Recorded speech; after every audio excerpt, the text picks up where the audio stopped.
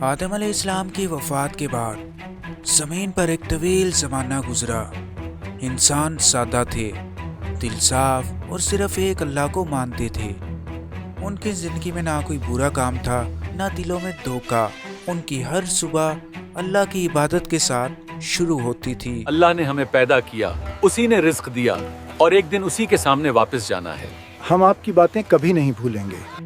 یہ وہ لوگ تھے جو نیکی اور علم کی روشنی رکھتے تھے، اور ان کی مثال آنے والی نسلوں کے لیے روشن ستارہ تھی۔ وقت گزرا، نیک لوگ دنیا سے رخصت ہو گئے۔ ان کے نقش قدم اور نیکی کی یادیں زمین پر زندہ بچ گئیں، مگر لوگ بھولنے لگے۔ ہمیں چاہیے کہ ان نیک لوگوں کو ہمیشہ یاد رکھیں۔ ان کا نیک لوگوں کو یاد رکھنے کا جذبہ بہت ہی خطرناک ثابت ہوا۔ ہم تو صرف نیک بزرگوں کی یاد میں بنا رہے ہیں، عبادت کے لیے نہیں۔ شیطان نے دلوں میں وسوسہ ڈالنا شروع کر دیا۔ یہ چھوٹی سی نیکی آگے چل کر شرک بن گئی، یادگار عبادت بن گئی۔ شرک عام ہو گیا اور زمین پر اللہ کی عبادت کم ہو گئی۔ تب اللہ نے حضرت نوح علیہ السلام کو اس قوم کی طرف بھیجا۔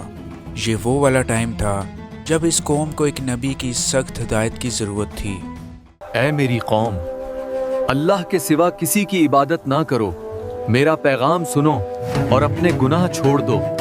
یہ ہمارے معبودوں کو برا کہتا ہے، ہمیں تمہاری باتوں کی ضرورت نہیں۔ حضرت نوح علیہ السلام ہر کسی کو دین حق کی دعوت دیتے، اور منافقین کیا کرتے ان پر ہنستے اور ان کا مذاق بناتے۔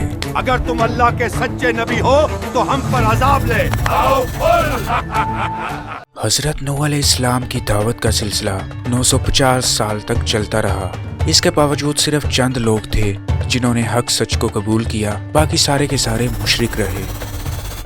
اے میرے پروردگار، میں نے ہر ممکن کوشش کی، میں نے پیار اور نصیحت سے سمجھایا، لیکن یہ لوگ اندھے اور بہکے ہوئے ہیں۔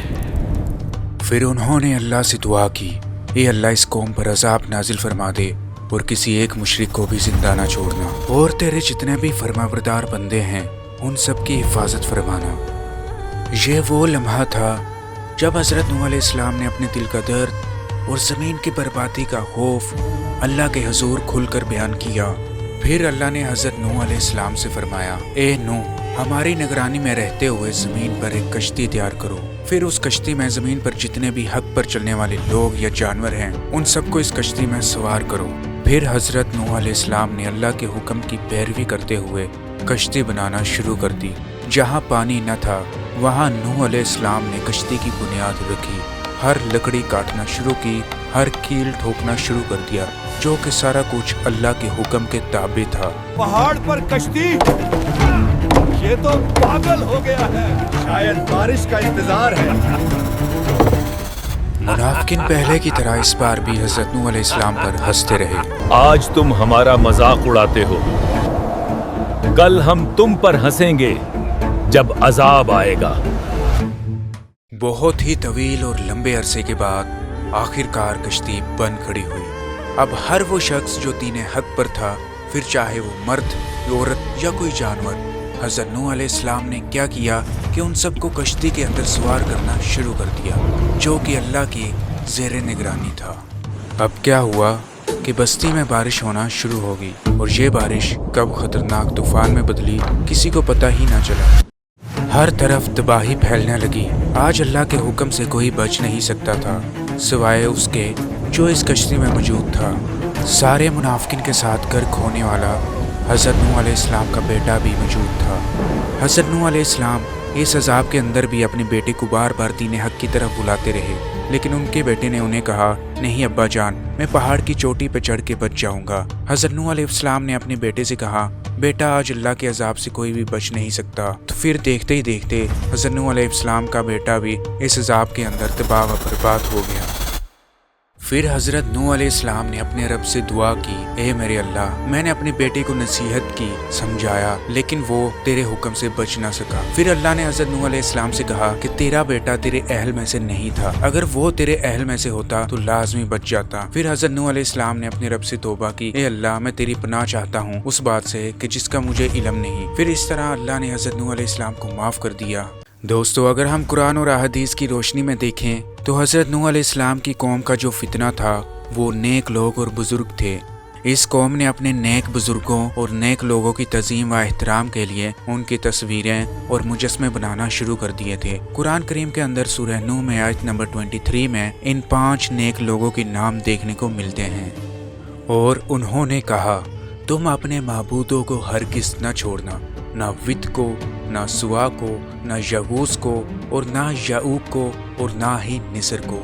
तो दोस्तों, यहाँ पर इस आयत में ये जो 5 नाम जिक्र हुए हैं, अगर यहाँ पर अहादीस की रोशनी में देखें तो हज़रत अब्दुल्ला बिन अब्बास रज़ी अल्लाह ताला अन्हा फरमाते हैं, ये सारे के सारे लोग हज़रत नूह अलैहिस्सलाम की कौम के नेक लोग हुआ करते थे, लेकिन जब वो इस दुनिया से रुखसत हुए तो शैतान ने इनकी कौम के दिल में ये बात डाल दी कि जहाँ वो बैठा करते थे इनकी यादगार के लिए, इनके एहतराम के लिए वहाँ पर इनकी तस्वीरें और मुजस्मे बना लो। शुरू में तो सिर्फ इन लोगों ने यादगार के तौर पे बनाए थे, लेकिन जब वो लोग इस दुनिया से रुखसत हुए तो बाद वाली नस्ल ने इन मुजस्मों और तस्वीर की इबादत करना शुरू कर दी। दोस्तों, हज़रत नूह अलैहिस्सलाम की कौम का फितना भी यही था, सिर्फ नेक लोगों को यादगार बनाना, उनकी तस्वीरें और मुजस्मे बनाना ताकि उनको हमेशा याद किया जाए।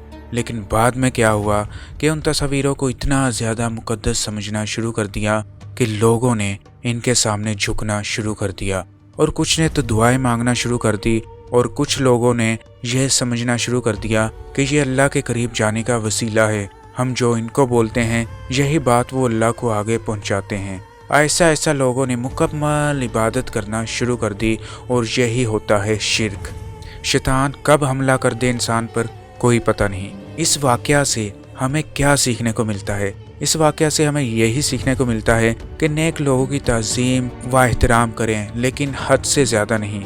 हद से ज़्यादा तज़ीम व एहतराम गुमराही का सबब बन सकता है। शैतान ऐसा इंसान को गुमराह करता है प्यार और मोहब्बत के नाम पर, और बाद में इंसान कब शिर्क में मुब्तला हो जाता है उसे खुद भी पता नहीं चलता।